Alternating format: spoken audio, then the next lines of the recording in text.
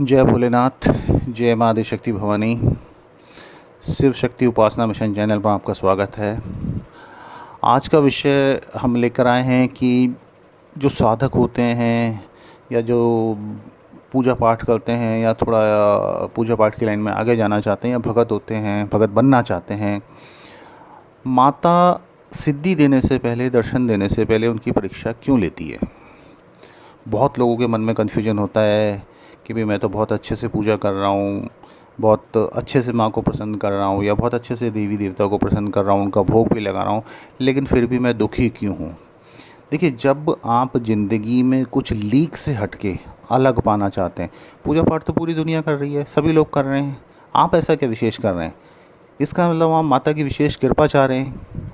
विशेष कृपा माता देवी देगी। जैसे कोई भगत बनना चाह रहा है, अब वो माता की साधना कर रहा है, सिद्धि कर रहा है और माता की विशेष कृपा चाह रहा है ताकि वो आगे और जो लोग हैं जन कल्याण कर सके, उनको सही करे, एक तरह से भगत बन सके, गद्दी लगा सके, चौकी लगा सके।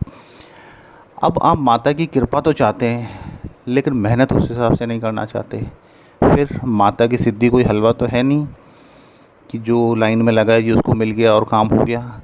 माता एक सिद्धि साधना, आप सोचिए, माता या भगवान के हाथ में क्या नहीं है। किसी को संतान चाहिए, वो संतान देने की क्षमता रखते हैं। किसी को अपंगता है, उसको दूर करने की क्षमता रखते हैं। किसी को बीमारी तकलीफ़ है, उसको दूर करने की क्षमता रखते हैं। वो जीवन देने की क्षमता भी रखते हैं और जीवन लेने की क्षमता भी रखते हैं। अब इतनी बड़ी चीज़, एक तरह से आप लगा लीजिए खुली तलवार, आपको चलानी नहीं आती और वो आपके हाथ में पकड़ा देंगे, कभी नहीं। तो उसके लिए क्या करेंगे, पहले आपके मन से लालच, लोभ, माया, घृणा, ये सब चीज़ें ख़त्म करेंगे। अब कोई साधक बनना चाहता है, साधक की लाइन में चलना चाहता है, कहता है जी मेरे पास पैसा नहीं बच रहा, मेरे को पैसा नहीं मिल पा रहा, इतनी मेहनत कर रहा हूँ। वो सबसे पहले आपका विश्वास चेक हो रहा है, वो आपकी भावना चेक हो रही है कि इसके पास पैसा नहीं है, क्या उसके बावजूद भी ये मेरा नाम ले रहा है। देवी देवता भगवान सबसे पहले आपका यही चेक करते हैं, क्या इसका मेरे पर दृढ़ विश्वास है। भगवान कभी ऐसा नहीं करेंगे कि आपको चेक कर रहे हैं और भूखे मरने की नौबत आ गई, नहीं, वो कुछ ना कुछ कमी करेंगे, कुछ ना कुछ आपकी परीक्षा लेंगे। सबसे पहली चीज़ आपके विश्वास है।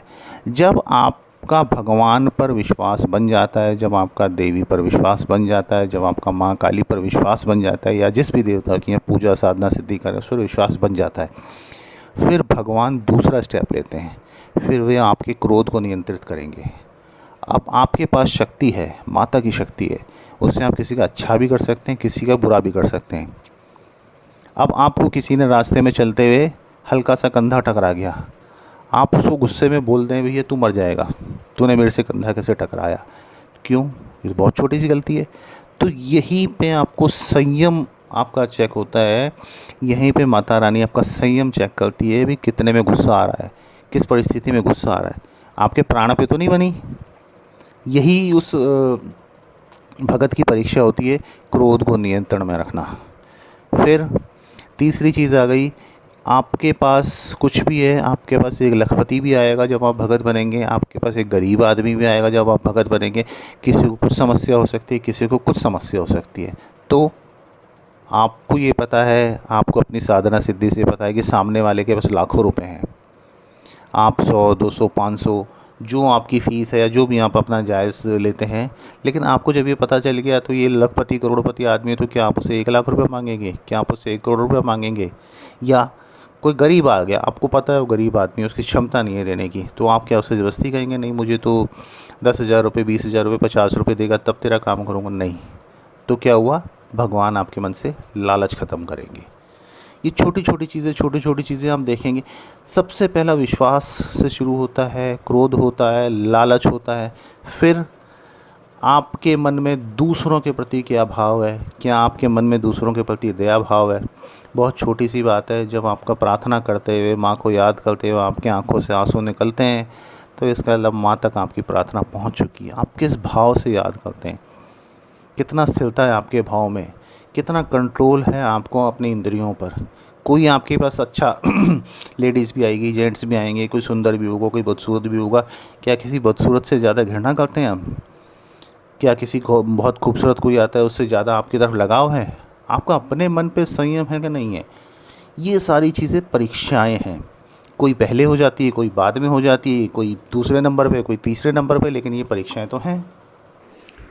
देखिए कि आजकल के जो जागृत देव हैं, माँ काली हुई, हनुमान जी हुए, भैरव जी हुए, ये बहुत ही जागृत सिद्धियाँ हैं आज के कलयुग के समय में। अब ये सारे के सारे देवी देवता, ये और भी अन्य देवी देवता, भगवान शिव भी लगा लीजिए, और भी जो देवी देवता हैं, ये सारे के सारे तामसिक सात्विक रूप में चलते हैं। ये आपको सब कुछ देने की क्षमता रखते हैं, लेकिन आपके अंदर भी तो उस भार को सहन करने की क्षमता होनी चाहिए। अब आपको 100 किलो का वज़न उठाना है, लेकिन आपका खुद का वज़न 50 किलो है, तो नहीं उठा पाएंगे ना, आप परेशान रहेंगे।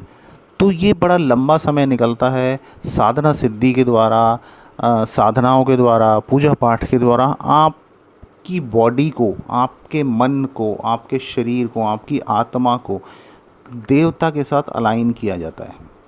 आपको कहा जाता है 20 दिन साधना कर लीजिए, 21 दिन साधना कर लीजिए, 40 दिन कर लीजिए, चलिया कर लीजिए, या नवरात्रों में कर लीजिए।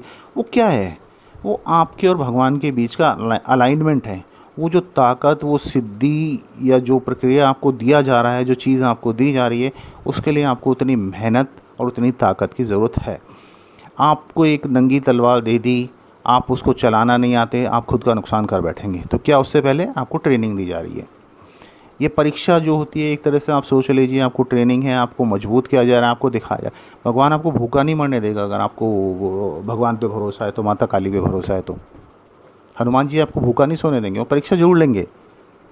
अब जो काम आप भगत बनना चाह रहे हैं, जो आप काम अलाइन करना चाह रहे हैं, जो आगे के लिए जन कल्याण का सोच रहे हैं, तो हो सकता है आपका काम भी चेंज करा दे कि नहीं, इस काम में संभावना नहीं है।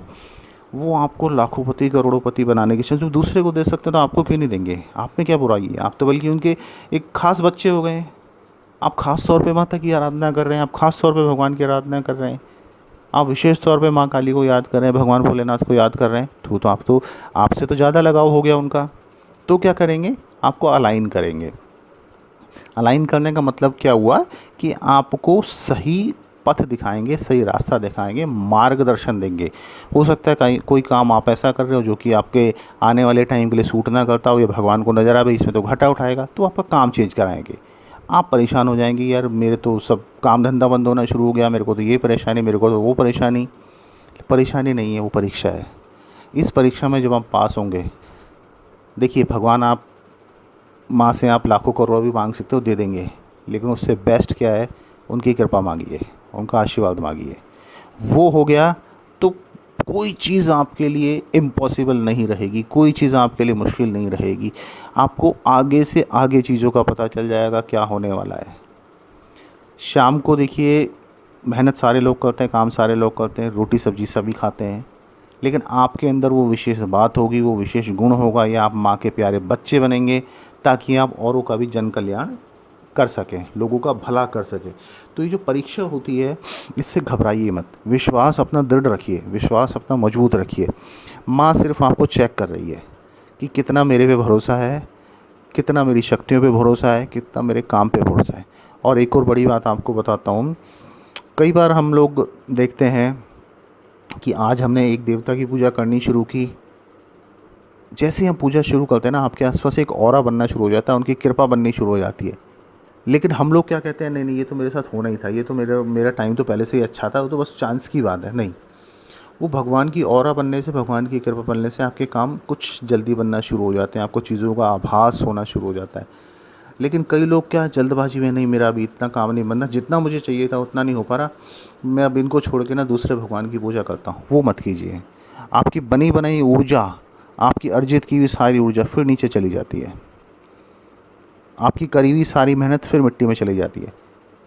फल मिलता है लेकिन वो बात नहीं रहती। फिर आप दूसरे भगवान को पूज रहे हैं, तो भगवान फिर ये कहते हैं ठीक है भाई, जब वो उनको पूज रहा है तो फिर मैंने भी क्या देना है, वही देंगे। फिर आप वो जीरो से शुरू करते हैं। तो एक देवता, एक माता, एक भगवान डिसाइड कर लीजिए, जो भी आपके कुंडली के हिसाब से इष्ट हैं वो डिसाइड कर लीजिए कि जिसकी पूजा करना चाहते हैं, अपने कुल देवी कुल देवता की पूजा करना चाहते हैं, वो डिसाइड कर लीजिए, उनकी पूजा कीजिए। छोड़िए मत, बदलिए मत। बार बार का बदलाव सिर्फ भटकाव देता है। और परीक्षा से घबराइए मत, आप निखर के आएंगे तो सोने से भी ज़्यादा चमक होगी आपके अंदर। आप माँ के खास बच्चे कहलाएंगे, खास भगत कहलाएंगे और माँ की कृपा सदा सदा आप पर बनी रहेगी। उम्मीद करता हूँ ये जो लोगों में कन्फ्यूजन है, भक्तों में कन्फ्यूजन है, वो थोड़ा सा इसके माध्यम से दूर होगा। परीक्षा को पॉजिटिव लीजिए, परीक्षा को नेगेटिव मत लीजिए, देते चलिए परीक्षा। माँ कभी आपको झुकने नहीं देगी, भगवान कभी आपको झुकने नहीं देंगे। उम्मीद है ये छोटी सी जानकारी जो इस लाइन में जाना चाहते हैं उनके लिए काम आएगी, और माता रानी कृपा करे, भगवान भोलेनाथ कृपा करें। जय माता दी।